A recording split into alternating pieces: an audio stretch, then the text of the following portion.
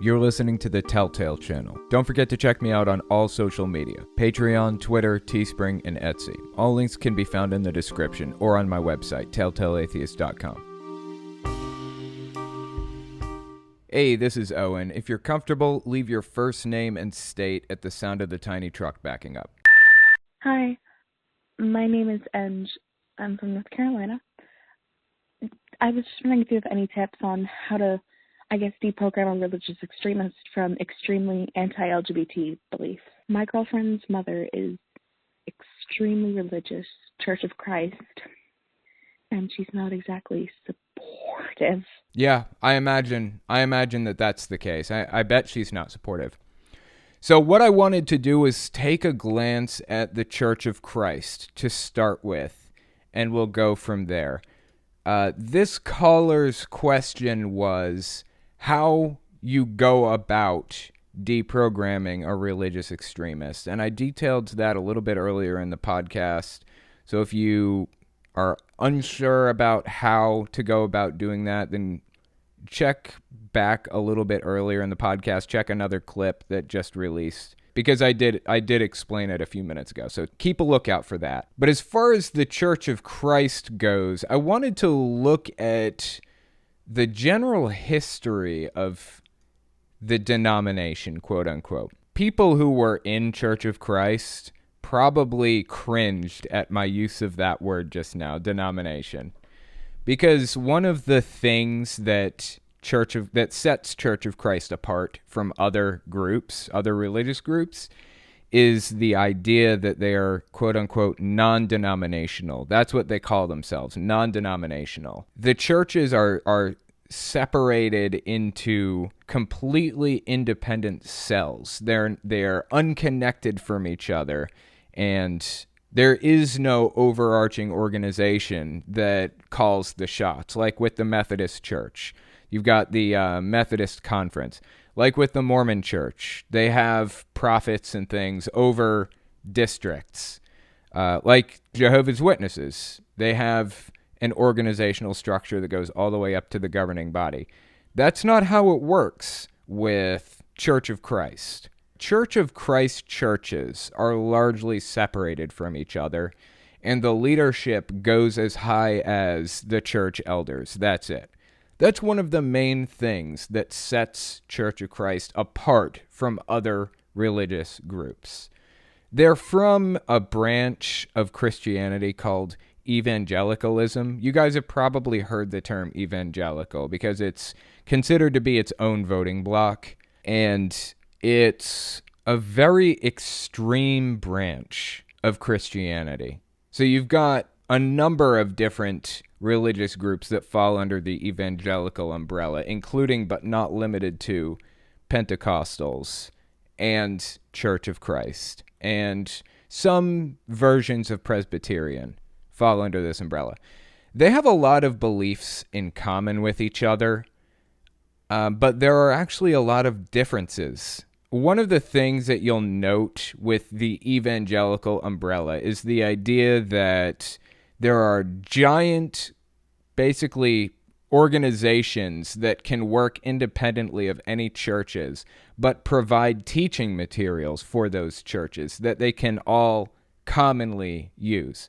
They also have conferences every year. There's one conference called Dare to Share, where they get all these tens of thousands of people in a conference center, in a convention center, and they will get them all riled up and whipped up into a blood frenzy over Jesus.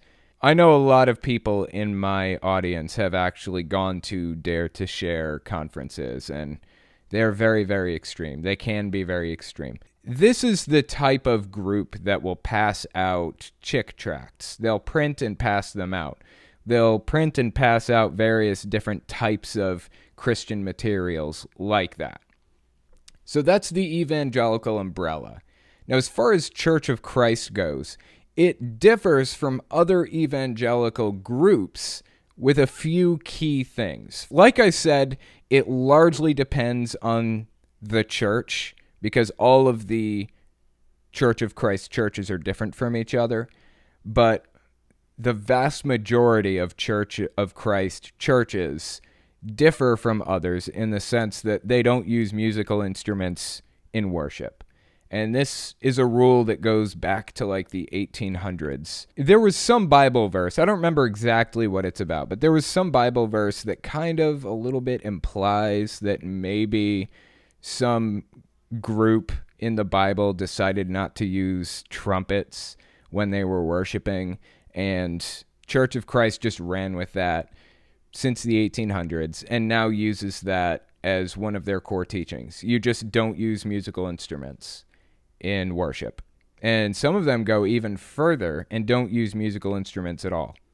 They will use their voices to sing praises. But they even have their own special version of musical notes. They're called shape notes. And it's basically just like normal musical notes, but it's for laymen who don't really know how to read music. So they'll have these songbooks with shape notes, which pretty much gives you like 4 to 6 different pitches that you need to use when you're singing. So even little kids can say, oh, that's a diamond. Oh, that's a square. I know what pitch I need to use. The men and the women use different octaves when they're singing. So the men will sing a certain pitch with certain shape notes, and the women will sing a certain pitch with certain shape notes. Those are the key differences, really, between Church of Christ and other evangelical denominations. But there are other differences. Like I said, they call themselves non-denominational, so it's really impossible to define Church of Christ as a monolith. But a lot of churches of Christ are very extremely anti-gay and extremely anti-LGBT more generally. They are bigoted. Some of them are racists. A lot of them are sexist. It can get really, really ugly generally. These are your standard extremist evangelicals. That's the kind of people we're talking about. And that's why the caller called in and said they're not sure how to deal with an extremely anti-LGBT person in their life. That is basically what the Church of Christ has to offer, for the most part. Very bigoted, sexist, racist people, generally speaking, sadly. Not all of them. Absolutely not all of them.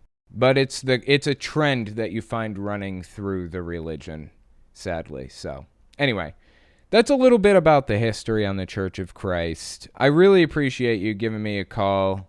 It was a very interesting subject to cover. And I have covered this in more depth on my main channel before, so maybe give that a look. And maybe I'll cover it again on my main channel in the future at some point.